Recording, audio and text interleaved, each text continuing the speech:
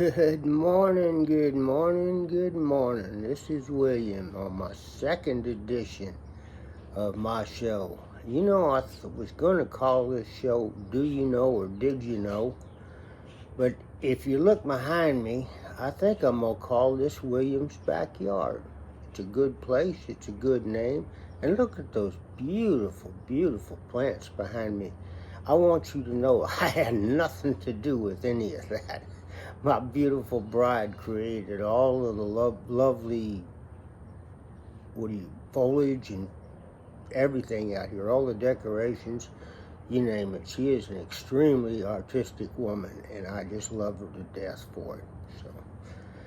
But I think that's what we're going to do. We're going to call this William's Backyard. I think that's a little more of a generic name anyway, and I like that. I think it'll fit in much better here. Y'all, excuse me, I get to have a cup of coffee every once in a while, and I'm going to enjoy one while I'm talking to y'all. Hold on a second here. I think y'all can tell from my voice that I'm doing a lot better this morning than I was last time. I've still got a little hacking cough from time to time, but it's not too bad. Okay, what were we going to talk about? Well, we were going to talk about trying to tie some things up. I got a medication under my tongue that has to stay there. That's why I'm talking funny and wiggling my mouth. I almost forgot to take it this morning, and it would make me an uncomfortable person if I did. Anyway, we were going to try to tie some things together. We were going to tie up the UFO UAP program in conjunction with the next end of the world and some metaphysical things. So those three pretty different topics to have to put together, but I think I can do it fairly well. So Dr. Stephen Greer, renowned expert in disclosure and UFOs and aliens and extraterrestrials, has been broadcasting to the best of his ability to as many humans as possible that there is a faction within our government and the world governments, all the governments. It's not just a United States thing, that it's a shadow government, basically. It's just a black site government with no control, black governments, and no stuff. Hold on that thought a minute. Never mind. Anyway, my wife was peeking out the door, was going to talk to me, but she saw what I was doing and decided not to do that. And I appreciate that. I'll thank her later. But let me ask you a question. If you're sitting on a park bench in a major metropolitan city, and it's a beautiful day, just like it is here in South Texas, just a little bit south of Houston. It's going to be hot this afternoon, but it's not hot right now. It's nice. It's nice out here in William's Backyard. But if you're sitting on a park bench and you look up, and there is this gargantuan, my screen's not big enough to show you gargantuan, but there's this gargantuan triangular craft sitting up pretty high above you, and it's got a bunch of little triangular crafts around it like mother with her little babies, and all of a sudden that little triangular craft starts dropping a load of whatever down on your butt. Are you going to ask a question? Are you going to ask that craft, are you a real ET or are you a fake ET? ET. And no, you're not. You're going to find a hole to crawl in and figure out how to dig a hole in that concrete with your fingernails. I've been there, trust me. Not aliens, but I've been in combat before, so I do know about that.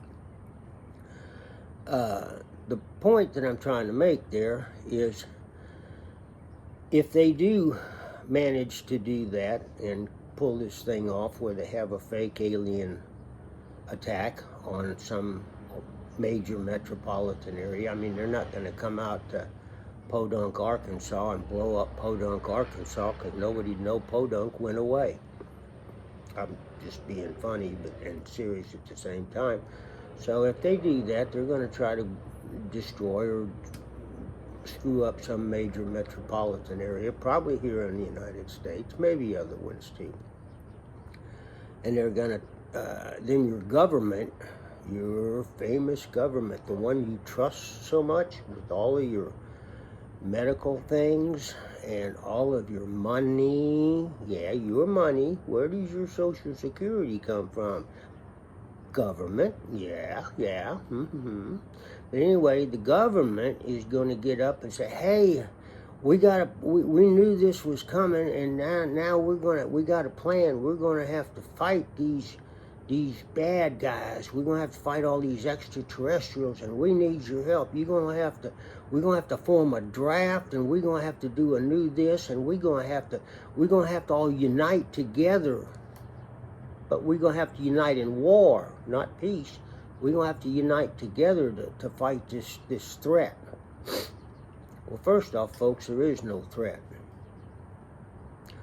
I have read and been involved in the UFO community for 20 some odd years off and on, and I have never heard of a non-peaceful extraterrestrial. I don't get to talk to any of them. I've never had that privilege. And can I prove to you from what I've seen that they exist? No, I can't. But I do trust Dr. Greer and several of the other people that have had experiences with UFOs. And now, talking about UFOs, let's talk a little bit about metaphysical stuff too. Metaphysical covers a lot of topics. There was a lady who passed in 2014. Her name was Dolores Cannon, Cannon. And she wrote, I think, 19 books, if I understand correctly, about a subject called QHHT. That's Quantum Healing Hypnosis Technology, or it could be Quantum Hypnotic Healing Technology. Doesn't matter. It gets the same thing. You get to the same place in any case. And what she had done was to, in her process, I can't talk this morning. My brain's not up. It's too early. You don't see me sweating too much, so you know it's got to be fairly early. But what she did was her husband was a hypnotist. And not a licensed thing guy, he's just a backyard hypnotist and stuff. And she used to hang out with him in the early days, back in the 70s. And yeah, she was an old lady. And, excuse me, when she passed, kind of like I am. But I just haven't passed yet, I don't think. I got up this morning, I looked in the mirror, and I saw myself. And then when I turned back around and went and looked at the bed, there was not my body in the bed, so I didn't feel like a pass. I think I'm okay for today anyway, but let me push on. Anyway, she discovered, part by accident and part by intent with her husband, Johnny, when they were regressing, what they were doing was a new thing called regressive hypnosis, where they would take a person who was having an issue with, personality disorder, for example, depression. I'm good about that. I can explain that one pretty well. Anyway, and they would take that person and regress them back into their earlier life when they were a younger person in that body, and see if they couldn't find out what was causing the depression in this case, and figure out what they could do to fix it. And it worked fairly well. And then one day they were regressing a person, and they regressed this person back, I think it was a woman, back to a very young age, and then the next thing you know, she went, boop. Where are you? well, I'm not alive. I'm a spirit. I'm in the spirit world. Well, how can you be in the spirit world? Well, I'm between lives. I'm not alive and I'm not dead. I'm in the spirit world. This is where you go when your body dies. Your spirit goes here, and then you go through all these classes and training and whatnot, and then you reincarnate back into another human being. And that's where I am right now. I'm in between lives before I came back into the lady that's on the table here, or in the bed, rather, on the couch, I don't know. So basically, they accidentally, on purpose, discovered regressive hypnology therapy. And what they found out they could do is they could take a person back to a former life where they were actually in that body in 1685, for example. I don't pick a name, a time, it doesn't matter. But they were in that body in 16, and they were able, the person that was the client, let's call him the client, was then able to tell Dolores, because Dolores was the inquisitive reporter, and she'd ask a lot of questions.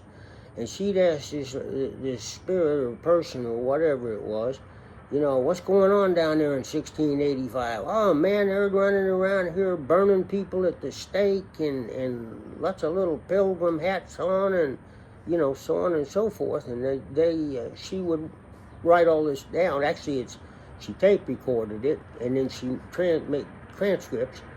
And from all of those hundreds and thousands of sessions that she did, she was able to write 19 different books. I've read about 17 of them. There's a couple I haven't gotten to yet, but I'll get around to them. And she changed my life in a lot of very good ways, because I came to understand a lot of things that I didn't understand before I read those books. And what she decided was that when the 200 different people who don't know each other, don't know her per se in a past life, tell her the same story, that tends to put a lot of validity onto the story that they're telling. Don't you think? Huh? Did you know? Did you know that? Yeah. Did you know? Okay, so what's that got to do with ETs and aliens? Well, actually, it's got a lot to do with it. And I'll get into this a lot deeper, but not today, but to just touch on this.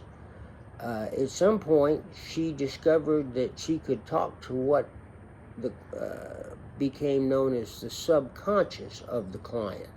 She could call forth the subconscious, which is your higher self, your upper self, your smarter self, among other things, and get actually healing done for that client and a lot of other things. I'm not getting into that right now, because that's a deep subject, and I don't want to have too many people going, oh, this guy's bloody nuts. Well, maybe I am. That's okay. I don't mind you calling me nuts. I've been called worse once or twice, but not a lot. Not a lot. Yeah, right. I'm a biker, guys. Give me a break. So anyway, that's kind of where that starts to tie into extraterrestrials and UFOs and such as that. She actually did a series, or a book, at least one book, that catered to the UFO technology and what happened with people. She did regressions on people that had been quote unquote abducted by UFOs, and discovered all kinds of interesting things from that. But I'm gonna leave it at that on that side of it. So okay, now what's that got to do with the next end of the world? How many of y'all heard of Atlantis? Raise your hand. I can't see. You don't have to raise your hand. It doesn't matter. Don't make me laugh myself. Hey, self, don't make me laugh. Yeah. Makes me cough. Anyway, Atlantis. Atlantis was, some people say a continent, but basically it was the whole world a gazillion years ago. Not that many gazillions, but a long time ago. Back before we were ever thinking about being here on Earth.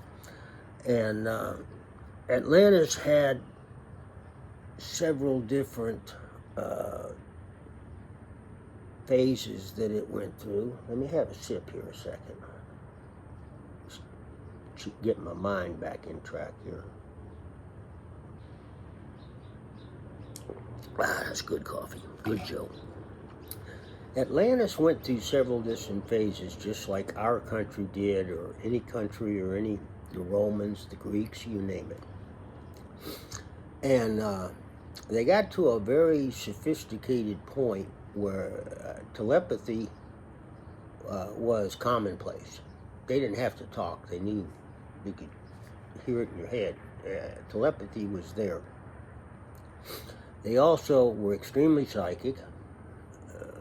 Bad. And they were very scientific, and in some cases had help from extraterrestrials to create some of the science things that they came up with. But at some point, they got to being a little big for their britches, and some of their scientists thought they would take the crystal power, which they had not discovered, but figured out how to use it. And they wanted to drill down, so to speak, into the core of the earth to get more power. And everybody and their brother was saying, "Hey guys, that's not a, no, so just don't do that. That's not a good idea." Well, they didn't want to listen, so you can imagine what happened, right? And guess what? The next end of the world. Yeah, that's what happened. Atlantis basically folded in on itself, which made the rest of the world sort of fold in on itself, and we started over again like we have many, many, many times in this human civilization's existence. So now that ties in the next end of the world, metaphysical, extraterrestrials, UFOs. Huh? Pretty good little knot there, right there, huh? Pretty good little knot. But there's an awful lot of splaining, as Miss Lucy used to say. Hey, you gotta explain something to me. Yeah, that was I Love Lucy. Y'all not old enough. Don't even think about it. But I think that's about where I want to leave you for today, because I don't want you to have to think too hard. It might hurt your little brains, or it might hurt mine if you're thinking real hard. So, again, that's the whole idea that I'm working with here in Billy's or William's backyard. You call it Billy's backyard. It doesn't matter to me. I'm pretty easy. But that's what I want to do, is tie in these things together and show you how that they are not different, but they're all included in the way that this world has formed, has been going, and what's going to happen to it down the road. Okay? Well, listen, y'all got to live in love to be the light. Live in love to be the light. You gotta live in love to be the light. Bueno, bye.